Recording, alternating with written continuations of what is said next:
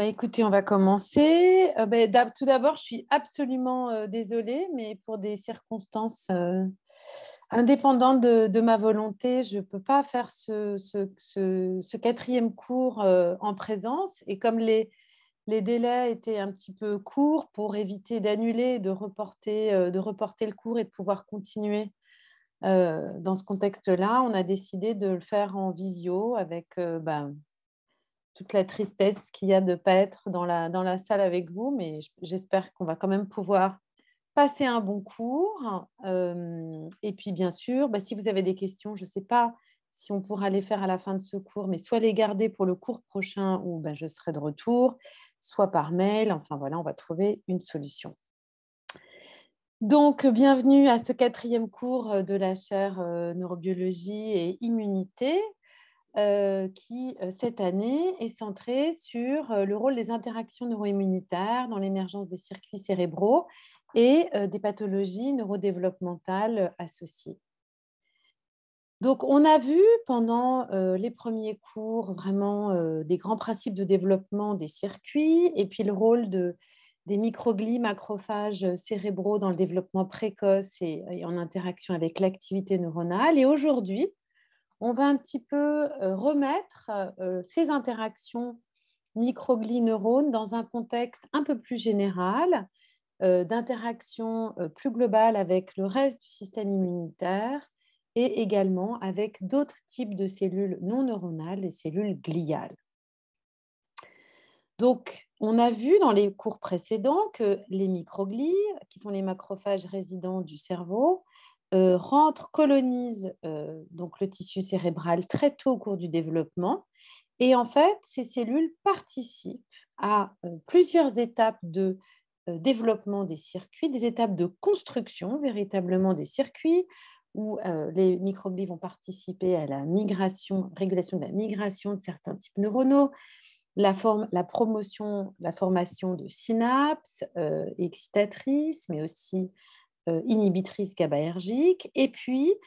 on va dire dans un deuxième temps, ou en parallèle, jouer un rôle clé dans le raffinement des circuits, c'est-à-dire l'élagage de certaines synapses surnuméraires qui ont été produites ou établies au cours du développement, et que cette phase se fait réellement en interaction avec l'activité neuronale émergente dans ces circuits qui caractérisent différentes phases de câblage de ces circuits.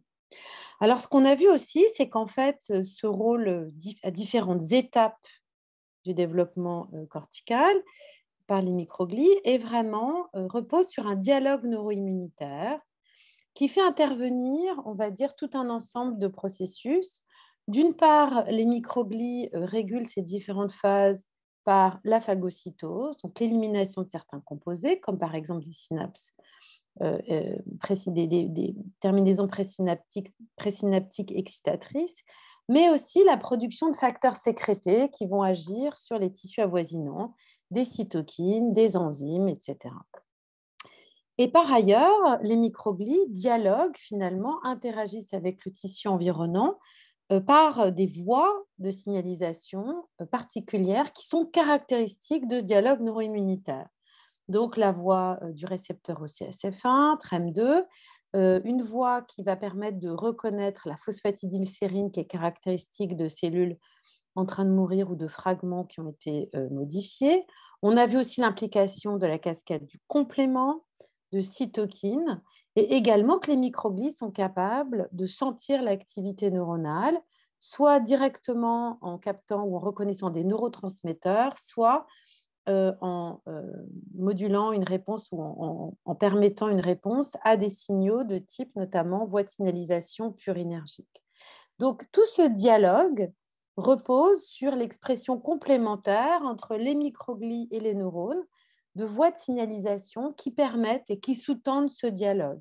c'est-à-dire la manière dont les microglies sont capables de réguler, moduler le câblage des circuits et la manière dont elles sont capables de détecter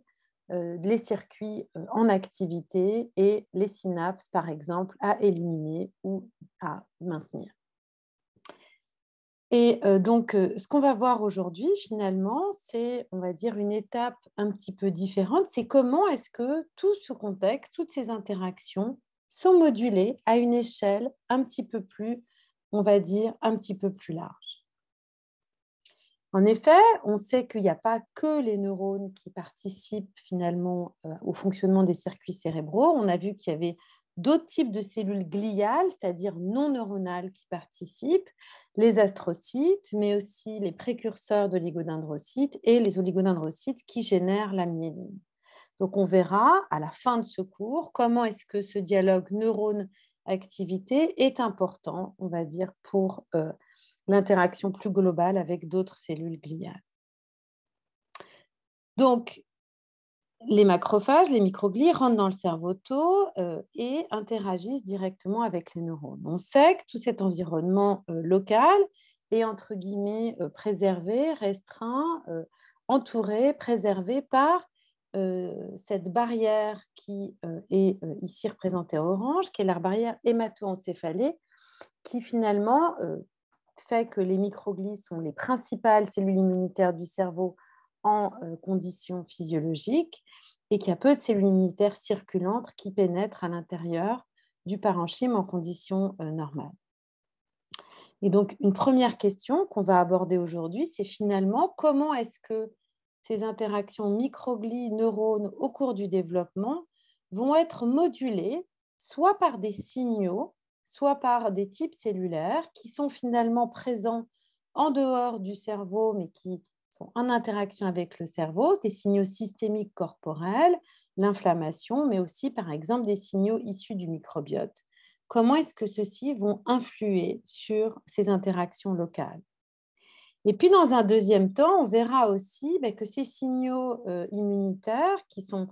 en particulier médiés par des cellules externes au cerveau, peuvent agir sur cette symbiose microglie-neurone, mais également agir directement sur les neurones, ce qui ajoute un autre niveau de régulation neuro-immunitaire dans le développement et l'assemblage des circuits. Et puis, comme je le disais précédemment, on verra comment, en dehors des interactions immunitaires avec les neurones, on peut incorporer, inclure ces cellules macrogliales comme les astrocytes ou les oligodendrocytes et également des interactions avec les vaisseaux. Donc vraiment, finalement, remettre tout ce qu'on a vu dans un contexte qui est un petit peu plus large, où on va essayer de comprendre comment est-ce que les processus qu'on a vus régulés, on va dire, sur un plan longitudinal, vont être modulés par des signaux externes et vont également inclure d'autres types cellulaires.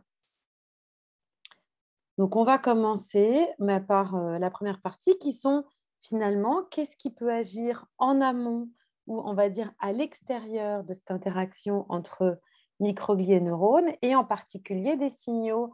systémiques, inflammatoires, corporels ou environnementaux qui vont agir sur les microglies. Alors, pour cerner un petit peu cet ensemble de facteurs qui peuvent agir en amont des microglies, on va revoir un tout petit peu finalement comment ces cellules rentrent dans le cerveau et comment elles sont différenciées pour voir comment elles peuvent être influencées. Donc, elles ont une origine dans le sac vitellin et elles pénètrent très tôt dans le cerveau embryonnaire. Et ce qu'on avait vu, c'est qu'en fait, cette première vague de cette première vague d'hématopoïèse primitive qui vient du sac vitellin va coloniser le cerveau, mais aussi d'autres parties de l'embryon. Et ce qui a bien été caractérisé, en fait, c'est que ces cellules vont adopter des identités un petit peu différentes en fonction de l'organe ou du territoire qu'elles colonisent. Et dans le cerveau en particulier, on va retrouver des voies cellulaires essentielles comme des facteurs de transcription comme P1 qui vont vraiment conférer, on va dire, une fonction, un état, une identité microgliale à ces cellules. Mais également, on va avoir des facteurs présents dans le parenchyme cérébral, notamment TGF-bêta, Transforming Growth Factor bêta, qui est produit par l'environnement neuronal et qui va être fondamental pour que ces cellules qui sont des macrophages primitifs produits dans le sac vitellin qui colonisent tout l'embryon pour que ces cellules progressivement acquièrent une identité microgliale. Et un des récepteurs, une des voies en aval de TGF-bêta, c'est l'expression de ce facteur de transcription SMAD qui va être essentiel pour réguler, pour caractériser l'expression particulière de gènes spécifiques des microglies et donc leur conférer leur identité. Donc, cette espèce de symbiose entre les microglies et l'influence du tissu local, elle est très forte. Et ça a été bien montré, parce que si on dissocie les cellules microgliales du tissu cérébral, on a très rapidement une modification du profil des gènes que ces cellules expriment qui montre qu'il y a une véritable et constante interaction, signalisation entre le tissu hôte et les cellules microgliales présentes dans le tissu. Et donc, la voie de signalisation de TGF-bêta est essentielle pour faire de ces cellules qui colonisent le cerveau des microglies et par exemple d'induire l'expression de facteurs très importants pour la physiologie de ces cellules, comme le récepteur P2Y12, qui est un récepteur de la voie purinergique qui va permettre aux microglies de détecter l'ATP et notamment l'activité neuronale associée à l'ATP ou aussi des lésions tissulaires associées à l'ATP. Également, un facteur de transcription qui va caractériser l'état microglial, qui est ce facteur appelé SAL1. Donc, une véritable, on va dire, symbiose locale. Et bon, j'ai parlé de TGF-bêta, mais il y a bien sûr d'autres facteurs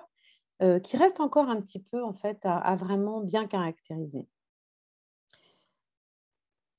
Et cette espèce de, on va dire, d'interaction entre le tissu hôte et les cellules est aussi probablement ce qui explique un trait fort des microglies qu'on a bien observé depuis maintenant de nombreuses années, qui est que si ces cellules rentrent dans le cerveau à des stades très précoces, par exemple stade embryonnaire 10,5 chez la souris ou semaine gestationnelle 4-5 chez l'homme, en fait, quand on regarde ici dans ces représentations qui permettent de voir l'ensemble des gènes différentiellement exprimés par les cellules à différents stades du développement, jour embryonnaire 10,5, etc., etc., la naissance et les jours postnataux, on voit que les microglies, en fait,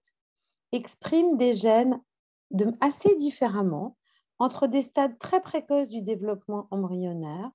puis des stades plus tardifs du développement embryonnaire, la vie fœtale, la vie postnatale et enfin la vie adulte. Et donc, on observe une différenciation ou une maturation ou un état cellulaire qui finalement change beaucoup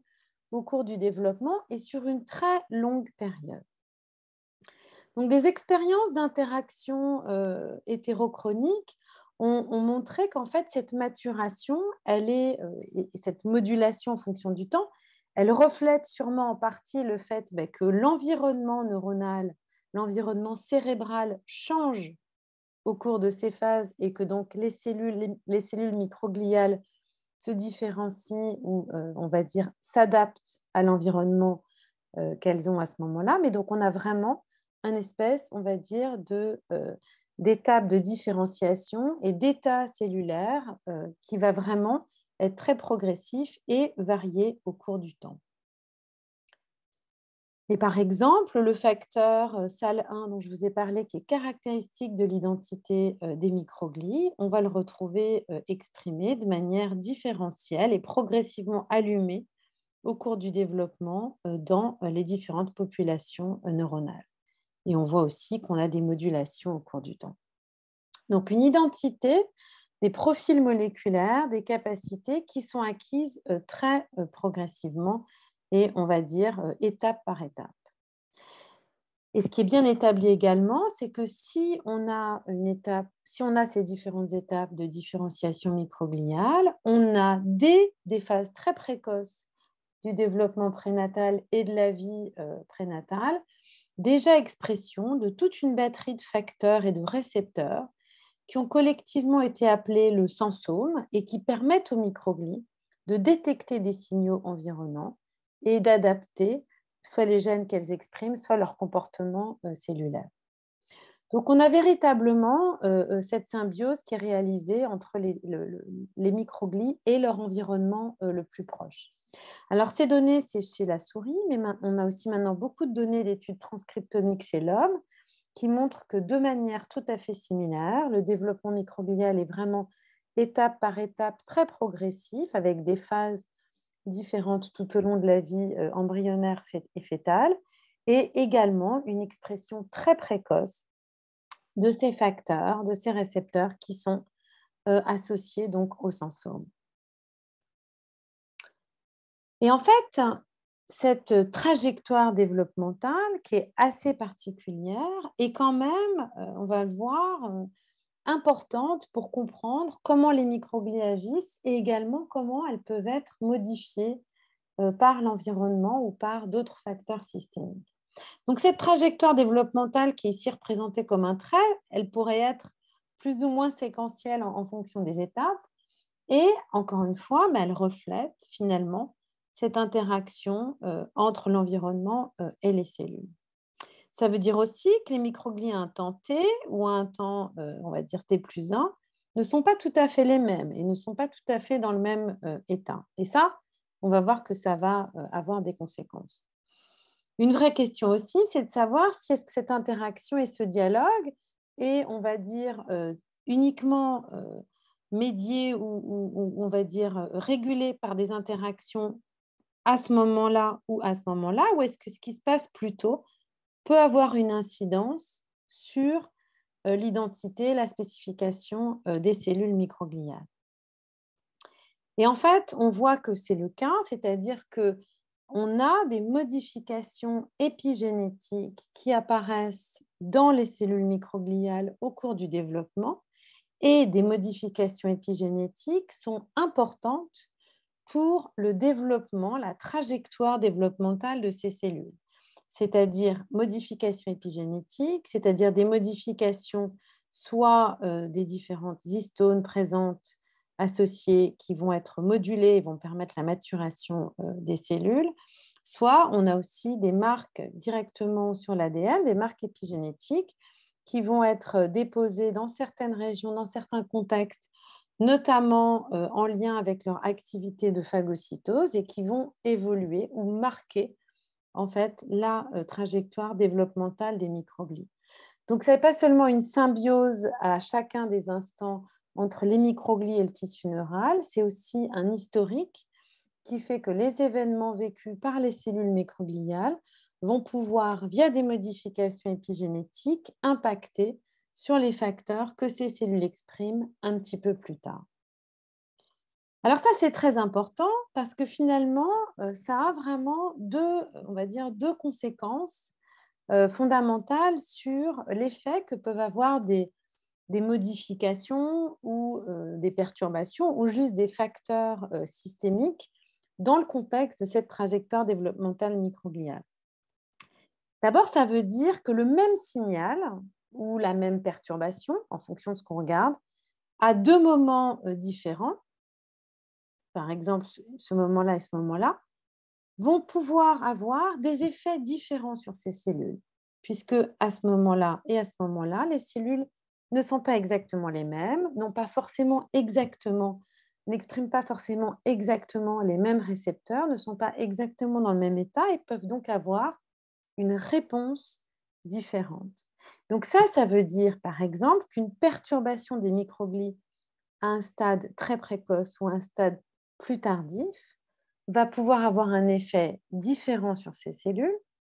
Et en plus, comme on sait qu'elles peuvent exercer des fonctions différentes à différents moments du temps, on va avoir des effets sur le câblage cérébral qui vont être très différents en fonction du moment où les perturbations ou les signaux passent et influent sur cette symbiose. Une autre, on va dire, conséquence, c'est qu'en fait, également, comme on sait que le développement et la maturation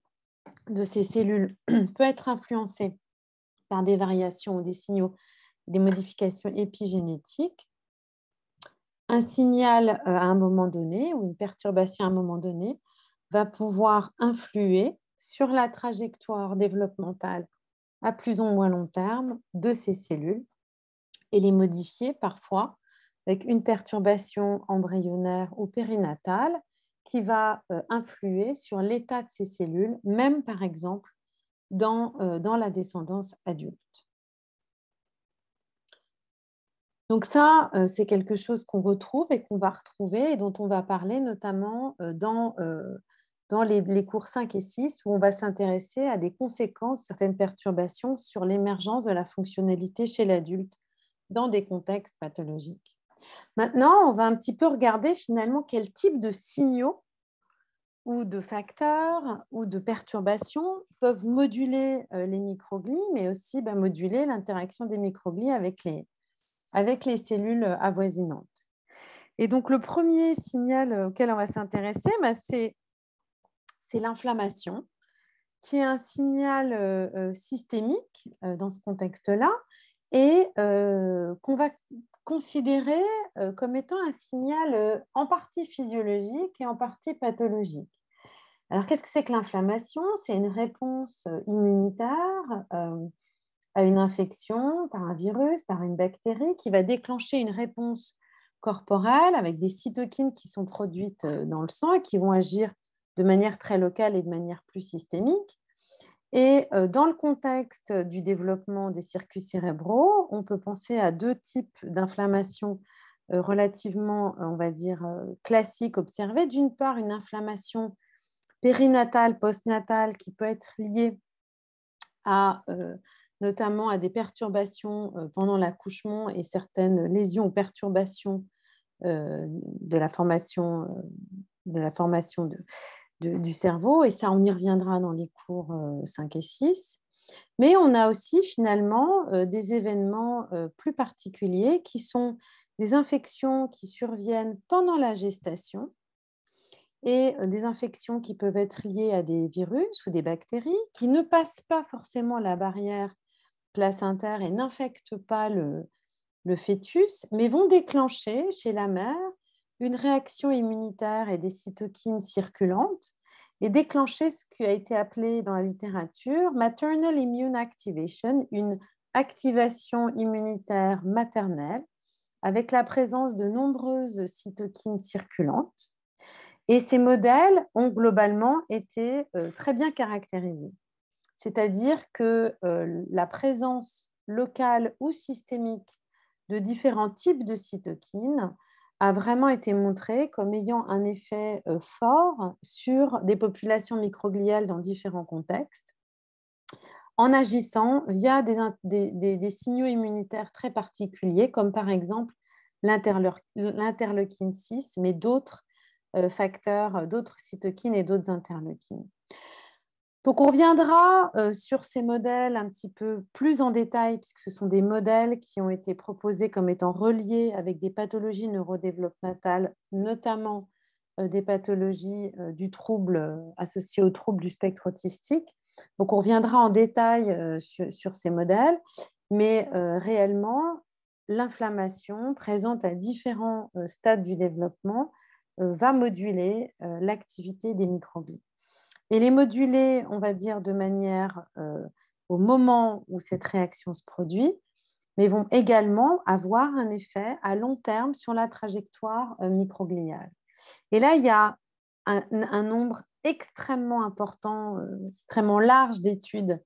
qui se sont intéressées aux effets de l'inflammation à différents stades développementaux sur les trajectoires microgliales observables in vivo. Donc, j'en ai représenté qu'une seule, mais on voit que finalement, ce sont des réactions un petit peu complexes où on regarde par exemple tous les différents gènes et on voit qu'on a des modifications de la réponse inflammatoire, la capacité de migration, phagocytose, les interactions avec certaines voies de signalisation, la plasticité à long terme, etc. Et ça, ces modifications microgliales, elles sont observées chez l'adulte après une modification, une réaction immunitaire pendant la gestation à un moment donné de la gestation. Et on va voir que les réactions et les modifications sont différentes en fonction du moment en fait, où ces inflammations ont été réalisées. Donc, des effets aigus au moment de la perturbation, mais également des effets qui vont pouvoir induire des modifications de la trajectoire développementale des microglies et des modifications qu'on retrouve même parfois chez l'adulte, comme on peut le voir ici. Alors, cette notion que finalement, on peut avoir des effets à très long terme, c'est des choses qui ont été bien regardées, comme je l'ai montré, quand on regarde l'ensemble des gènes qui sont exprimés par ces cellules en transcriptomique, on regarde la palette de gènes que ces cellules expriment, mais on peut aussi regarder les marques épigénétiques, finalement, que ces cellules contiennent, ou regarder, par exemple, leur motilité, leur capacité à se déplacer, à interagir avec les synapses, etc. Et on retrouve aussi, finalement, des modifications qui peuvent être maintenues sur une plus ou moins longue période de temps dans les cellules microgliales en réponse à des inflammations à des temps particuliers. Donc l'inflammation modifie les microglies à des moments différents, enfin, va avoir des effets différents en fonction du moment où elles sont réalisées, mais modifie les propriétés microgliales au moment où l'inflammation a lieu, mais peut également avoir des effets à long terme. Alors, un autre facteur auquel on ne pense pas forcément, mais qui est finalement quelque chose qui est tout à fait intéressant dans le contexte des pathologies cérébrales, neurodéveloppementales, mais aussi d'autres types de pathologies, c'est en fait l'identité sexuelle. Donc, ce qui a été bien observé, on va peut-être commencer par ce schéma-là, qui est un petit peu compliqué, sans celui sur la droite, mais ce qui a été bien observé finalement, chez l'animal en tout cas, c'est que dans des cerveaux mâles ou des cerveaux de femelles, les microglies présentent des modifications légères de leurs caractéristiques ou de leur signature transcriptionnelle, c'est-à-dire de l'ensemble des gènes qu'elles expriment. Et on peut retrouver un phénotype un petit peu plus inflammatoire dans les microglies isolés des cerveaux mâles et un phénotype un petit peu moins inflammatoire et qui exprime des facteurs un petit peu protecteurs, on va dire réparateurs, chez les femelles. Alors, ces propriétés, ce qui est intéressant, c'est que ces propriétés sont conservées, sont encore observées, on va dire, quand ces microglies sont prélevés de cerveaux issus de mâles ou de femelles et maintenus en culture, ce qui suggère que même s'il y a un effet des hormones stéroïdes sexuelles, notamment des œstrogènes, sur ce dimorphisme sexuel particulier, on a probablement une espèce d'imprinting de ces propriétés un tout petit peu différentes dans les microglies qui viennent d'animaux ayant des identités sexuelles différentes. Et on retrouve en fait un petit peu cette caractéristique dans des expériences de transplantation microgliale où finalement on est capable de transplanter des microglies soit dans des animaux du même sexe, soit dans des animaux qui n'ont pas la même identité sexuelle, et d'observer dans des réponses de lésions en réponse à des accidents cérébrovasculaires induits ou des thromboses, de regarder les propriétés de réparation de ces microglies où on retrouve des propriétés de réparation un petit peu différentes entre les microglies qui ont initialement été isolées chez les mâles ou initialement isolées chez les femelles. Donc, un dimorphisme sexuel léger dans ces propriétés microgliales et qui est probablement issu d'une programmation ou d'un effet, en tout cas, de programmation développementale au long cours, puisque quand on réalise des expériences de transplantation ou qu'on les regarde ex vivo, on n'a pas de réversion de ce dimorphisme sexuel, ou en tout cas pas entièrement. Alors, ce dimorphisme sexuel qu'on observe comme ça dans les microglies n'est pas quelque chose de si extraordinaire que ça dans le contexte du système immunitaire de manière beaucoup plus large, parce qu'il y a énormément de types cellulaires immunitaires qui présentent des dimorphismes sexuels et qui suggèrent que dans l'identité sexuelle influence et module les différentes propriétés immunitaires, notamment en partie via la régulation, encore une fois, des hormones sexuelles stéroïdiennes. Donc, il y a plusieurs équipes qui ont vraiment montré qu'on pouvait retrouver comme ça des petits dimorphismes sexuels. Et ce dimorphisme sexuel est quelque chose qui, entre guillemets, devient marqué au cours de la vie postnatale. Pendant les stades embryonnaires, on ne retrouve pas de différence claire entre mâles et femelles. Et puis, progressivement,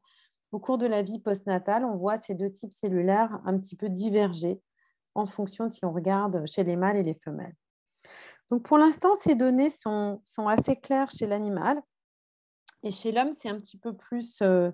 c'est un petit peu plus parcellaire les informations qu'on a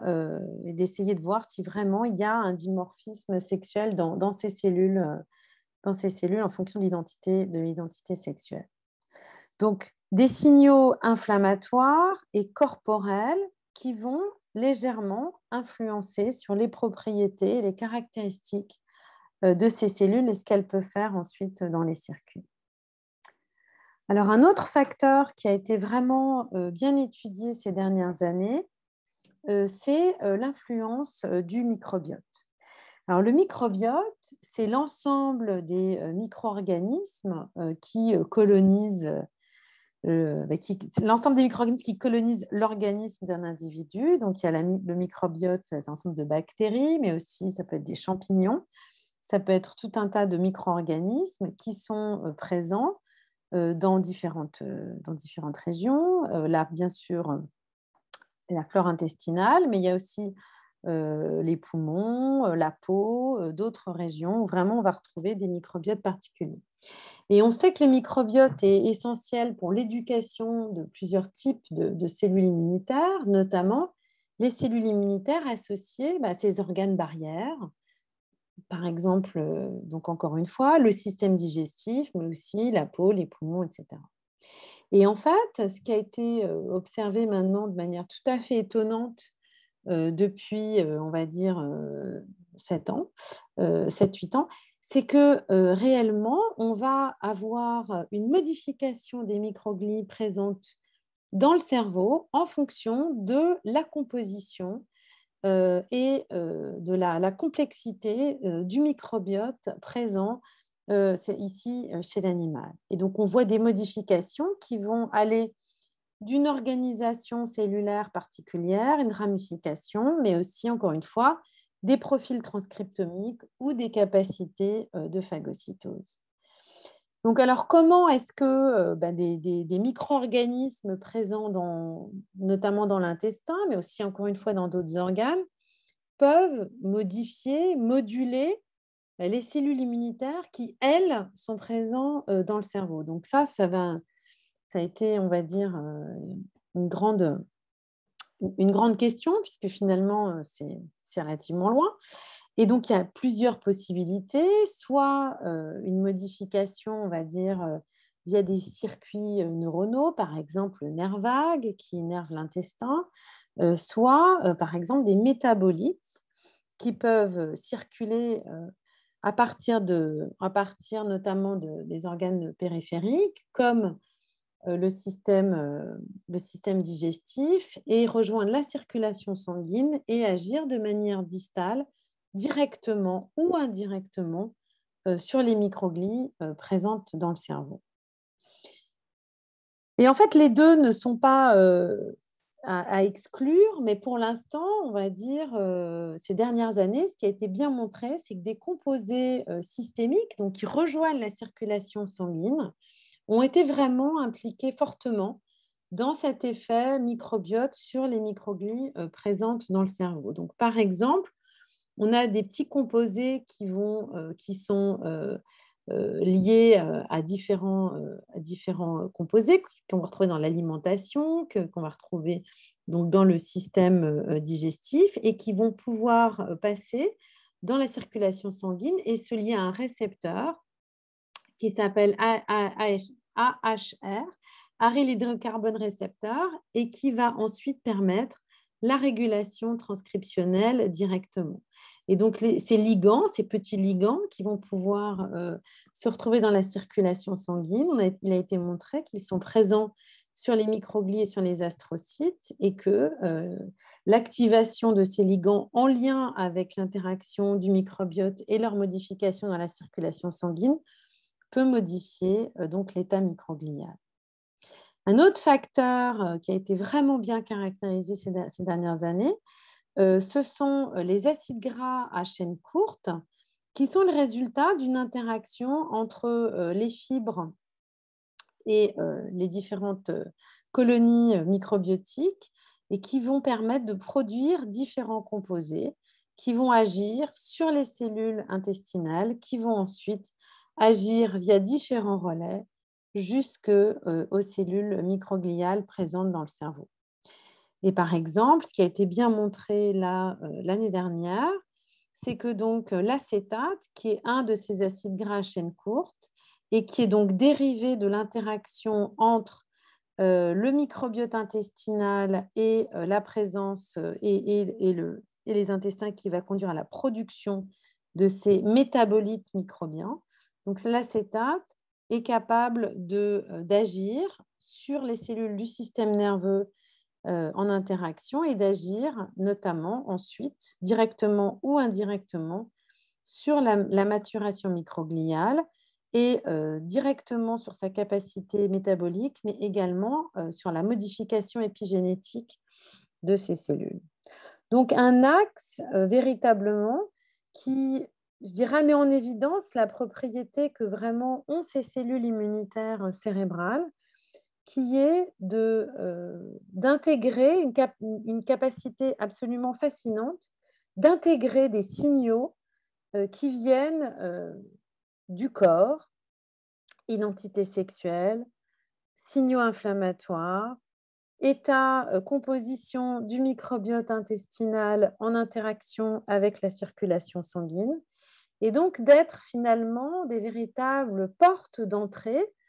pour tout un tas de signaux corporels et périphériques qui peuvent moduler leur activité à différentes étapes du développement et de la maturation des circuits. Alors en lien finalement possiblement, mais aussi possiblement directement avec un effet lié à la nutrition et aux composés lipidiques, différents travaux montrent aussi que la nutrition, et notamment la présence de certains acides gras, en lien avec ce que je viens de dire, peuvent directement et assez rapidement, pendant le développement, moduler la capacité des microglies à phagocyter des éléments synaptiques dans le cerveau en développement. Et ça, c'est des travaux notamment du laboratoire de Sophie Layet à Bordeaux. Donc, on retrouve des influences extérieures qui vont être capables de moduler les microglies et de moduler leur activité. Et puis enfin, chacun de ces facteurs peut agir de manière croisée. Un bon exemple, finalement, c'est l'effet du microbiote intestinal en fonction du temps dans le développement entre les phases prénatales et les phases postnatales. Et ce qui a été observé, c'est qu'en fait, dans des souris axéniques, donc qui n'ont pas de microbiote intestinal, on va retrouver des modifications microgliales dès les stades prénataux, ce qui montre que de manière systémique, des signaux associés au microbiote intestinal chez la mère peuvent influencer les microglies dans le fœtus. Et on va avoir des modulations différentes entre mâles et femelles. Et puis, chez l'adulte, quand on a des modifications, des perturbations, là aussi du microbiote intestinal, soit dans des modèles axéniques, donc qui n'ont pas de micro-organismes présents, soit suite à des traitements antibiotiques très forts et prolongés qui permettent d'éliminer une grande partie des micro-organismes, on va avoir des modifications qui sont cette fois-ci différentes, qui vont préférentiellement atteindre les femelles et moduler également les microglies dans le cerveau. Donc, on se retrouve finalement avec des modulations qui peuvent avoir des effets différents à différents stades du développement, des modulations prénatales ou chez l'adulte, qui vont être de nature différente, impacter les microglies différemment, et également qui peuvent agir en combinaison. Ici, avec l'identité sexuelle, on va avoir un effet prédominant chez les microglies dans les individus mâles en prénatal et un effet prédominant des microglies chez les femelles, en effet, en conditions postnatales. Alors, pourquoi est-ce que c'est important finalement de comprendre ou d'étudier ces facteurs de risque ou de modulation? Parce que finalement, ce sont des paramètres que l'on peut manipuler ou modifier de manière, on va dire, expérimentale et qui peuvent jouer, moduler ce qui va se passer ensuite au niveau du cerveau, une structure qui est quand même très difficile à atteindre si on veut manipuler différents éléments. Et ce qui est clair, c'est que de pouvoir aller observer des modifications, de pouvoir comprendre comment est-ce que ces signaux externes modulent l'activité microgliale et aussi leur fonction dans le développement des circuits, peut être importante finalement pour comprendre aussi l'évolution, certains facteurs de risque qui vont être plus ou moins importants, notamment dans le cadre de l'émergence de certaines pathologies.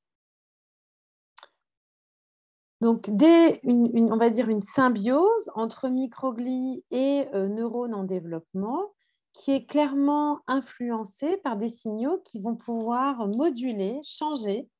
l'identité, l'activité, les caractéristiques, les propriétés des microglies, les moduler différemment à différentes phases du développement ou de la vie et également qui vont pouvoir avoir des effets aigus, mais également des effets sur la trajectoire développementale de ces cellules et donc des réponses parfois à à plus ou moins long terme. Alors, ce que je vous ai dit aussi précédemment, c'est que finalement, les microglies, elles existent dans des états un petit peu différents, à différents stades du développement, et qu'on essayait de comprendre ce que chacun de ces états pouvait faire dans la construction des circuits. Et donc finalement, là, on se retrouve avec une couche un petit peu supplémentaire qui est, parmi toute cette diversité développementale et parmi tous ces états qu'on va retrouver à différentes phases de la vie, essayer de relier ces différents états avec des fonctions dans la construction des circuits et d'essayer de comprendre comment ces différents états peuvent être modulés par des paramètres externes comme l'identité sexuelle, le taux d'inflammation, le niveau d'inflammation, la présence de microbiote ou non, la composition entre différentes espèces, etc., etc. Donc, tous ces éléments, finalement, nous montrent une régulation relativement croisée et, on va dire, où l'environnement joue un rôle très important. Alors, tout ce que je vous ai dit sur les influences de l'identité sexuelle et notamment du microbiote intestinal sont des choses qui sont extrêmement claires dans les recherches chez l'animal, où on peut finalement avoir accès à des modèles où les conditions d'hébergement sont assez contrôlées, où on peut vraiment vérifier les différents paramètres, etc. Et des études chez l'homme sont en cours, mais pour l'instant, c'est beaucoup plus difficile d'aborder ces questions de manière pertinente et scientifiquement rigoureuse dans un contexte finalement euh, où toutes les conditions environnementales, forcément, dans la vie d'un individu, vont changer tout au long de la vie en fonction du contexte dans lequel il est. Donc, ce sont des expériences qui sont à l'heure actuelle en cours, d'essayer de regarder notamment des liens entre microbiote, modification cérébrale ou impact, importance de l'identité sexuelle comme un paramètre clé d'interaction neuro-immunitaire. Alors, j'ai parlé de modifications très générales, très globales, qui pouvaient affecter les microglies. Maintenant, il y a énormément de cellules et de signaux immunitaires qui sont présents en dehors du cerveau et qui peuvent également modifier soit directement les microglies, mais aussi agir de manière plus large sur les neurones ou sur les circuits cérébraux. Et donc, on va essayer de regarder un petit peu maintenant comment est-ce que ces signaux systémiques ou liés à des cellules immunitaires qui sont présentes autour du cerveau ou dans la périphérie peuvent agir sur ce dialogue entre microglies et neurones. Donc, on va s'intéresser un petit peu aux autres signaux et aux cellules immunitaires qui sont associées. Alors, la première chose vraiment à préciser, c'est que tout ce que je vous ai dit jusqu'à présent en disant que c'était les microglies qui faisaient ça, je tiens à rappeler encore une fois que c'est très difficile pour l'instant de savoir ce qui est lié aux microglies ou à d'autres macrophages cérébraux qui sont collectivement appelés Border Associated Macrophages ou BAM ou Brain Associated Macrophages. Enfin, tout ça, c'est la même nomenclature. Qui sont des macrophages qui sont présents, par exemple, dans les méninges ou dans des organes d'interaction qui sont aux frontières du cerveau, comme le corps et le plexus, et des microglies qui, elles, sont vraiment présentes à l'intérieur du tissu. Donc, quand on parle de microglies, souvent, on parle des fonctions microgliales. Très difficile de savoir si c'est vraiment les microglies ou ces border associated macrophages qui sont impliqués, mais encore une fois, des études en cours vont permettre de vraiment dissocier ces fonctions. Mais au-delà des macrophages, finalement, voilà, ça c'est l'ensemble des macrophages qui sont présents, certains qui sont dans les méninges, donc dans les leptoméninges ou dans la dure mère, ou qui sont présentes au niveau ici du corps et plexus, ou encore autour des vaisseaux, comme les macrophages périvasculaires. Donc, en plus de tous ces macrophages, on a un zoo de cellules immunitaires qui maintenant, on va dire, ces 4 dernières années ou ces 3 dernières années ont vraiment été extrêmement bien caractérisées, ont fait l'objet d'un grand nombre d'études. Donc, toute une collection de cellules immunitaires, des cellules dendritiques, des monocytes, des granulocytes, des lymphocytes, qui sont notamment présents dans les méninges, associés au cerveau de manière assez proche. Alors ici, pour vous expliquer un petit peu cette immunité méningée, donc ici marque la frontière du parenchyme cérébral, on va dire définie de manière rigoureuse avec la pymère. Et ici, on retrouve le liquide céphalo-rachidien dans l'espace arachnoïde. Ici, des vaisseaux lymphatiques, puisque le cerveau ne contient pas lui-même de circuit lymphatique qui va drainer les cellules immunitaires. Et ici, on a le sinus veineux avec, donc, dans cet espace présent ici, justement, toute une collection de cellules immunitaires qui vont être essentielles parce qu'elles vont réguler ou surveiller on va dire, les événements immunitaires qui se déroulent à l'intérieur du cerveau et cet organe qui n'est pas patrouillé par des cellules immunitaires, mais donc cette surveillance va se réaliser dans cet espace. Notamment, on sait qu'il y a différents antigènes ou molécules qui peuvent être relargués dans ce liquide céphalorachidien et arriver dans cet espace où ils vont pouvoir être phagocytés par des cellules présentatrices d'antigènes, comme les cellules dendritiques ou certains macrophages, interagir avec des lymphocytes T pour les activer et ensuite déclencher une réponse immunitaire adaptative. Donc, on a véritablement, on va dire, une surveillance de ce qui se passe à l'intérieur du cerveau dans ces structures méningées où on retrouve toute une série de cellules de l'immunité adaptative ou des granulocytes ou des cellules présentatrices d'antigènes. Et donc, il y a de plus en plus d'études sur ce que font ces cellules à cet endroit-là et comment, et si elles peuvent interagir ou pas avec les microglies ou les circuits cérébraux. Donc, il y a beaucoup d'études qui ont été faites, qui sont réalisées dans le cerveau adulte, mais il y a quand même des études dans le cerveau en développement et je vais vous présenter, finalement, vous illustrer le fait que ces cellules et les facteurs qu'elles produisent sont importants pour le développement cérébral et la symbiose microglie-neurone en regardant ou en me focalisant sur quelques exemples précis. Donc, le premier, ça va être les lymphocytes T, notamment, qui expriment une cytokine particulière qui est l'interleukine 4 et qui est bien caractéristique de ces cellules. Donc, différentes cellules immunitaires, encore une fois, présentes dans cet espace, vont être capables de produire différentes cytokines qui peuvent aller agir sur le cerveau situé derrière la barrière hémato-encéphalique et on va dire, sous l'apimaire. Et donc, ce qui a été bien observé maintenant, c'est que les lymphocytes T vont avoir, et notamment via la production d'IL-4, vont avoir un effet sur les cellules cérébrales situées en dessous et peuvent exercer des fonctions de manière assez différente. Ici, on a un exemple, en fait, où une cellule T va produire de l'IL-4 et qui est capable d'agir directement sur les neurones situés dans le parenchyme en agissant directement sur le récepteur qui est exprimé par des neurones. Et dans ce contexte-là, ce sont des neurones GABAergiques. Donc, on a directement une voie de signalisation entre des cellules qui sont situées a priori en dehors du cerveau ou dans les méninges, qui produisent des cytokines et qui vont agir directement via l'expression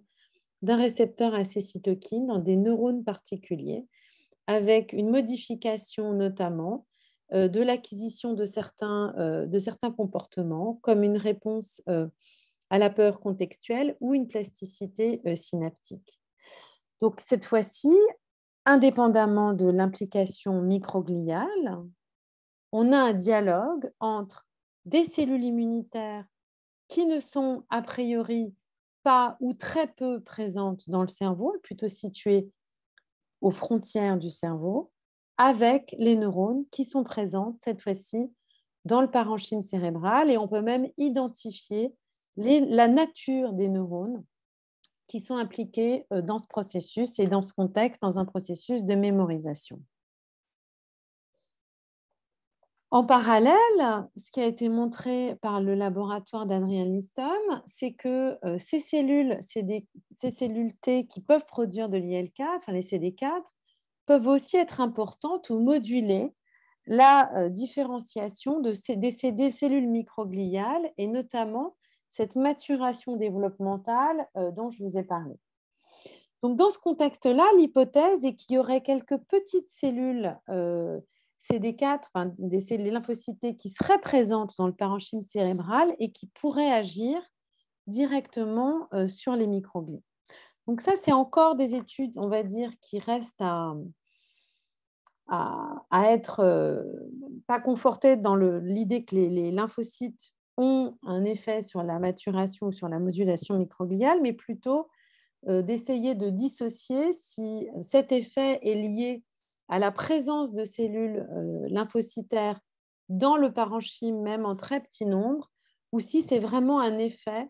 des cellules présentes dans les méninges sur les microglies en différenciation. En tout cas, on voit que dans ce contexte-là, des cellules immunitaires non microgliales peuvent agir sur le développement et le fonctionnement des circuits, soit directement sur les neurones, soit également en modulant la trajectoire développementale des microglies. D'autres types de cellules T, qui sont les cellules gamma-delta, qui utilisent un autre répertoire de récepteurs, sont très présentes à des stades très précoces du développement, y compris en fin de vie prénatale et pendant tout le développement embryonnaire précoce. Et ces lymphocytes sont capables de produire en quantité une interleukine particulière, qui est l'interleukine 17, et qui peut, elle aussi, avoir un espèce de rôle dual. D'une part, ici, il a été montré cette interleukine 17 peut directement agir sur les neurones, notamment pour réguler des voies qui vont être spécifiques ou caractéristiques associées à l'anxiété. Et puis, d'autres travaux ont montré également que la production d'interleukine 17 avait un effet sur la plasticité synaptique et la mémoire à court terme, cette fois-ci en régulant l'expression par des cellules gliales, microgliales et astrogliales, l'expression d'un facteur neurotrophique dont on a parlé la dernière fois, qui est BDNF, et qui va permettre de moduler la formation notamment des synapses. Donc, on a des boucles de régulation croisées où on va retrouver une interleukine produite par des lymphocytes situés dans les méninges qui va agir directement sur les neurones ou agir sur des cellules gliales pour, dans un deuxième temps, moduler l'expression de facteurs neurotrophiques qui vont permettre de stabiliser, par exemple, certaines synapses particulières. Enfin, je voudrais juste mentionner un rôle intéressant ou potentiellement intéressant de populations qui sont relativement peu étudiées, qui s'appellent les mastocytes, et qui sont là aussi présentes finalement, a priori de l'autre côté de la barrière hémato-encéphalique, et qui sont des cellules qui sont remplies de grains et qui peuvent dégranuler très vite. C'est des cellules qui sont impliquées dans la réaction allergique. Elles sont vraiment capables on va dire, de réagir extrêmement vite, extrêmement massive. Et ce qui est très intéressant à propos des mastocytes, c'est que ces grains, ces granulocytes, enfin, ces grains sont remplis de tout un tas de molécules qui peuvent agir sur les cellules immunitaires, mais également sont pleines d'histamine et de sérotonine, qui sont des molécules qui peuvent particulièrement, et ça on le sait tous, agir sur les neurones et sur le système nerveux. Quand on prend des antihistaminiques, on a des effets très clairs de comportement qui sont vraiment liés à des modifications de l'activité neuronale. Et donc, dans un contexte de modulation, de maturation de différentes régions sexuellement dimorphiques du cerveau chez le rat, où il a été montré que les microglies peuvent moduler différemment la formation de certaines connexions synaptiques et donc contribuer à l'émergence d'un comportement copulatoire mâle, le laboratoire de Peggy McCarthy a montré que, en fait, en amont de cette modulation sexuellement dimorphique, on va retrouver des mastocytes qui vont dégranuler de manière différentielle entre mâles et femelles en réponse à des hormones sexuelles, notamment estradiol, et que cette modulation, via la libération d'histamine, va agir différemment sur les microglies chez les mâles et chez les femelles pour moduler la synaptogénèse et aboutir à des comportements différents. Donc, on peut retrouver également en amont des microglies des cellules immunitaires qui vont pouvoir être en interaction avec d'autres facteurs eux aussi systémiques ou corporels qui vont moduler leur interaction. Donc, si on veut résumer un petit peu, et on pourrait, il y a plusieurs autres types d'exemples, mais finalement, dans le développement, il y a encore peu d'exemples d'interactions croisées bien définies en dehors de ceux dont je vous ai parlé. On va retrouver des cellules qui sont situées pas nécessairement dans le parenchyme cérébral, les cellules immunitaires, mais qui vont, notamment par la production de cytokines, mais d'autres signaux aussi sécrétés, agir soit directement sur les neurones, excitateurs ou inhibiteurs, soit sur les microglies qui, elles-mêmes, peuvent agir sur la maturation neuronale, notamment via la production de différents facteurs, BDNF ou les prostaglandines, soit tout simplement en modulant leur activité et en influant sur le câblage des circuits. On a aussi, en fait, finalement, le même type de boucle avec des cellules qui ne sont pas forcément présentes près des méninges, qui peuvent être présentes cette fois-ci au niveau de la périphérie, mais également produire des cytokines, des signaux qui vont pouvoir influer sur cette organisation, ou des cellules périvasculaires. Donc finalement, les boucles d'interaction neuro-immunitaire qu'on va retrouver entre microglies et neurones à un niveau très local vont pouvoir être influencées à une échelle beaucoup plus large par des interactions ou des productions de cytokines de cellules situées à la périphérie qui vont rejoindre le cerveau ou différentes régions cérébrales par la circulation et agir à distance dans un contexte de développement particulier et d'assemblage des circuits. Alors, les cytokines peuvent vraiment agir également directement sur la plasticité et sur le câblage des circuits. Et je vous ai parlé précédemment de l'interleukine 6, qui est un médiateur très fort de l'inflammation, notamment dans des phases prénatales et du développement. Et si on sait que l'interleukine 6 agit sur les microglies, il y a également un très beau papier récent qui montre que des modulations du taux d'interleukine 6 pendant la gestation peuvent vraiment agir directement sur la capacité des synapses à se former et notamment sur l'activité spontanée associée aux synapses glutamatergiques. Également, et ça j'en ai déjà parlé, le TNF-alpha, qui est aussi un facteur lié à l'inflammation, est capable d'agir sur l'insertion de différents récepteurs dans les synapses GABAergiques ou excitatrices, et donc ainsi de moduler la transmission synaptique. Donc, on a vraiment tout on va dire une interaction croisée entre des signaux, des circuits récurrents, entre des cellules immunitaires, les cellules immunitaires cérébrales, les microglies, et les neurones qui vont impliquer plusieurs boucles de régulation. Donc, des interactions neuro-immunitaires, on va dire, à différents étages. Et maintenant, un petit peu, la question, ça va être de voir ou d'aborder quelle peut être l'influence ou comment peuvent s'intégrer dans ces boucles de régulation les autres cellules du cerveau qui sont notamment les cellules gliales et les vaisseaux sanguins. Donc, on a ici, on va dire, toute cette structuration des interactions neuro-immunitaires, d'un dialogue en amont ou autour ou parallèle à l'interaction neurone-microglie. Et maintenant, la question va être finalement comment est-ce que cette modulation va permettre de s'intégrer dans un contexte plus systémique de la construction des circuits où on a les macroglies et les vaisseaux sanguins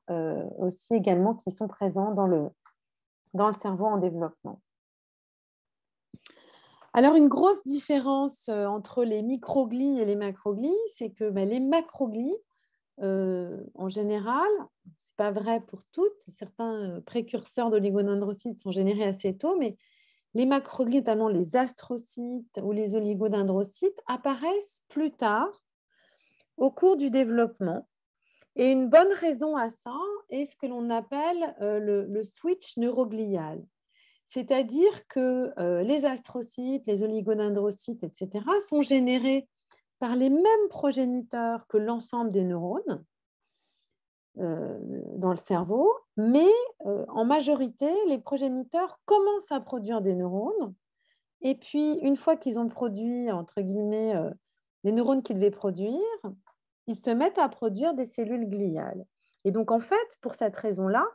la majorité des cellules gliales qui ne sont pas des microglies sont produites plutôt dans la deuxième phase ou tard dans l'embryogenèse.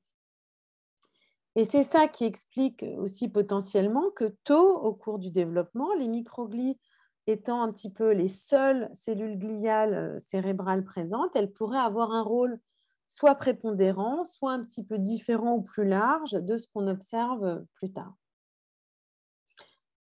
Alors, une première question, finalement, c'est par rapport aux autres cellules gliales, comment est-ce qu'on peut positionner les microglies? Et en fait,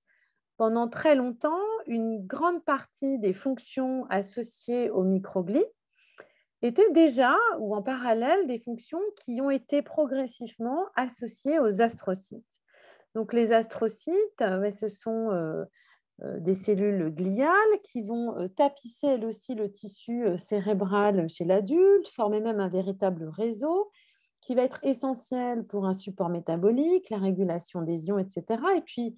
là aussi, ces 10, 15, 20 dernières années, les astrocytes ont émergé comme étant des acteurs absolument essentiels pour la transmission synaptique, la régulation de la transmission synaptique, faisant finalement beaucoup plus de choses que des simples cellules support. Et donc, un premier aspect, finalement, un premier point de comparaison entre les microglies et les astrocytes, c'est en fait une synchronie ou potentiellement une redondance. On peut se poser la question, puisque ces deux types cellulaires ont été montrés comme étant tous deux sensibles ou capables de répondre ou de détecter l'activité neuronale. Et il a été bien montré que les astrocytes peuvent eux aussi contribuer à différentes étapes de la synaptogénèse. Et c'est ce qu'on a vu dans le premier cours, mais les astrocytes sont véritablement associés de manière extrêmement étroite aux synapses. Ici, on a en microscopie électronique la partie présynaptique et postsynaptique est systématiquement enroulée d'un prolongement astrocytique. C'est ce qu'on appelle la synapse tripartite. Et si on rajoute les microglies, ça peut maintenant devenir une synapse quadripartite. Et il a été très bien montré par différents laboratoires, le laboratoire de Ben Barres, de Shell Aeroglue, d'un grand nombre de laboratoires qui sont intéressés aux fonctions astrocytiques et gliales, que ces cellules produisent ou présentent des récepteurs ou des composés transmembranaires ou sécrétés qui sont très importants pour favoriser la synaptogénèse. Donc, pendant très longtemps, on pensait que tout ça était uniquement lié à la présentation de composés entre le pré- et le post-synaptique. Et c'est, on va dire, ces 10 dernières années a émergé que vraiment les astrocytes sont clés pour produire, stabiliser, promouvoir la formation de synapses. Ce qui est clair aussi, c'est qu'il a été bien montré maintenant que les astrocytes, de la même manière que les microglies, sont capables d'éliminer des synapses qui sont relativement faibles ou silencieuses. Et en particulier, dans le système rétinogéniculé, dont je vous ai dit qu'il était modulé, régulé, contrôlé par les microglies et notamment par l'exposition des synapses faibles ou le marquage des synapses faibles au marqueur du complément et l'élimination de synapses plus faibles associées au complément. Il a été aussi bien montré par le laboratoire de Ben Barres que les astrocytes participent à cet élagage très particulier en éliminant, elles aussi, les synapses faibles. Donc, une véritable question qui peut se poser, c'est finalement, est-ce que ces cellules font des fonctions extrêmement similaires ou sont capables de synchroniser leurs activités, ou est-ce que dans certains cas où on aurait une défaillance d'une population cellulaire, on peut avoir une redondance et une compensation entre ces deux composés. Et ça, c'est vraiment ce dialogue entre astrocytes et microglies dans l'équilibre des synaptiques, on va dire, et véritablement comment dire, un centre d'intérêt pour les recherches actuelles, et il va sûrement être quelque chose qui va permettre de comprendre un petit peu mieux comment est-ce que ces deux types cellulaires contribuent au développement normal et pathologique. Et puis, on a d'autres effets finalement croisés entre microglies et astrocytes, où on va retrouver un dialogue entre ces deux types cellulaires, où par exemple des facteurs astrocytaires vont être importants pour le développement microglial et inversement, où on va avoir un relais microglial qui va ensuite agir pour modifier l'activité astrocytique et vice-versa. Donc, clairement, un dialogue entre astrocytes et microglies qui commence à être extrêmement important et bien décrit et qui repose sur des voies cellulaires qui sont les mêmes que celles qu'on a vues précédemment. On va retrouver le complément, la production d'IGF-1 qui va agir directement sur les neurones, et puis on va retrouver là aussi des interleukines, le TNF, le complément, ou d'autres interleukines comme l'interleukine 33 dans le dialogue entre astrocytes et microglies et la modulation des interactions avec les neurones. Alors, j'ai également ajouté sur cette diapositive finalement les vaisseaux sanguins, même si on n'en a pas beaucoup parlé dans le développement, l'importance des vaisseaux sanguins et du dialogue avec les vaisseaux sanguins. Parce qu'en fait, on va avoir là également aussi une modulation forte du flux des vaisseaux sanguins, de l'activité de l'unité neurovasculaire, et notamment une régulation des astrocytes qui vont moduler la barrière hémato-encéphalée directement. Et cette modulation, finalement, en régulant les composés qui vont passer ou pas par cette barrière hémato-encéphalée, vont avoir un effet direct sur les cellules microgliales et sur leur activité dans le cerveau, dans des phases notamment de pathologie, mais probablement également dans des phases développementales.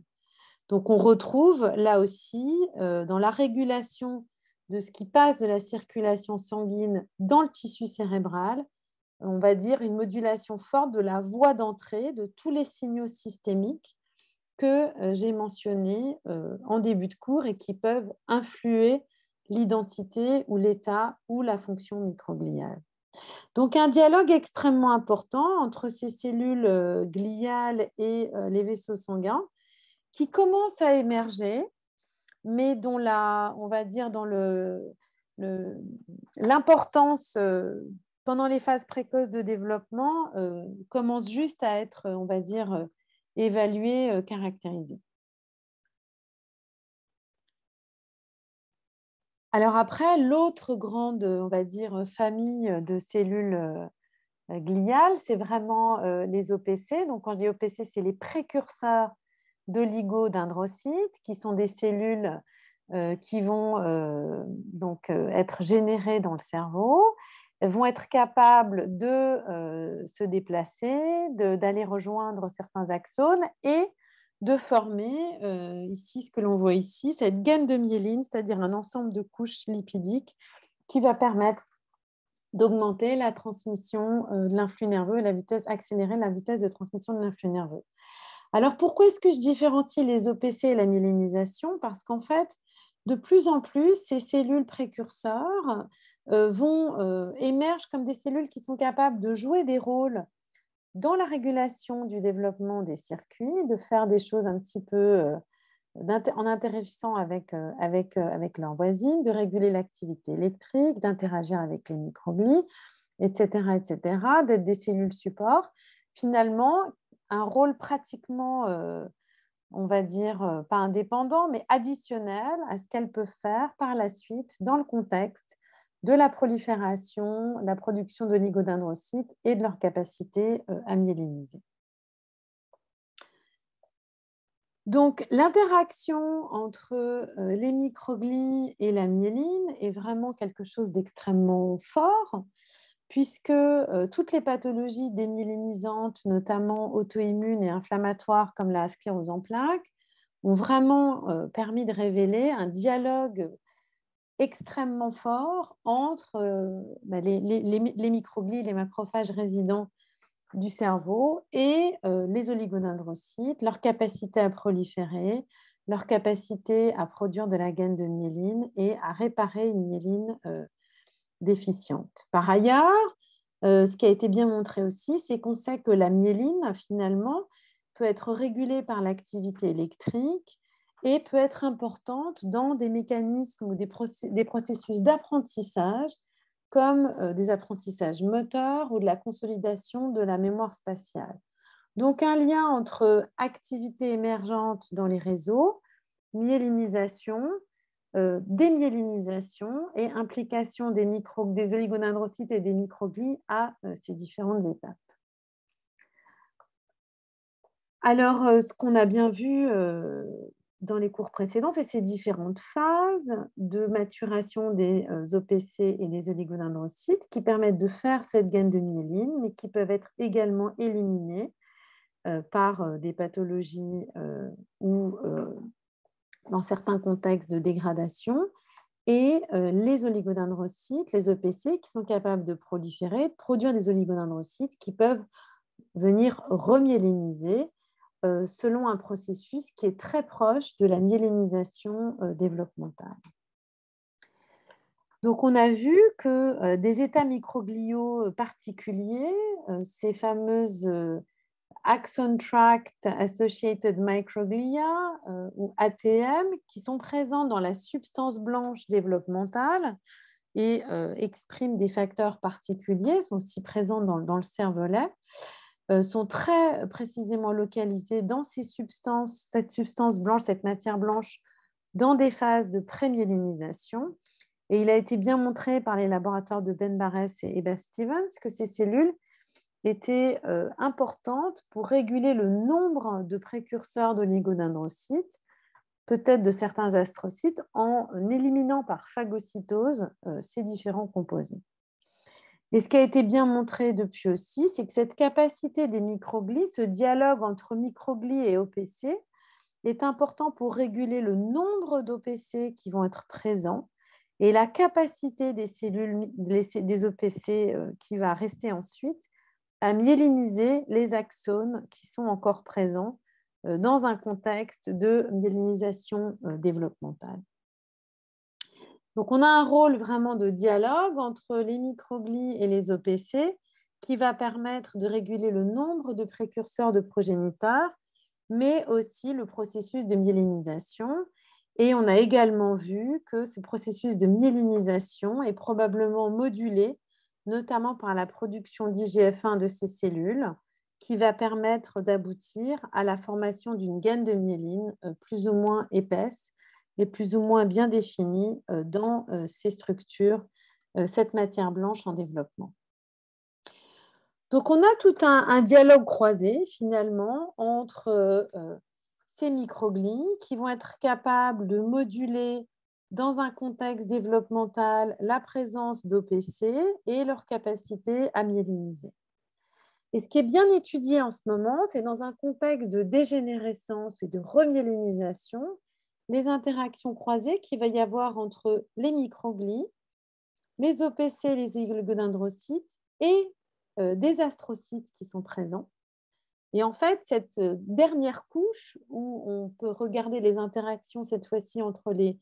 vraiment les différents types de cellules gliales, c'est-à-dire microglies, astrocytes, oligodendrocytes, dans un processus aussi complexe que la démyélinisation et la remyélinisation pathologique, en lien avec l'activité, est en train d'émerger dans plusieurs modèles d'études. Il sera certainement tout à fait important et essentiel d'aller regarder ces interactions croisées entre cellules micro- et macrogliales, également dans un contexte développemental. Donc, pour terminer, j'espère que je vous ai convaincu que finalement, même si on pensait au départ que les interactions entre neurones et microglies pouvaient être un petit peu compliquées, en fait, c'est encore un peu plus compliqué. On se retrouve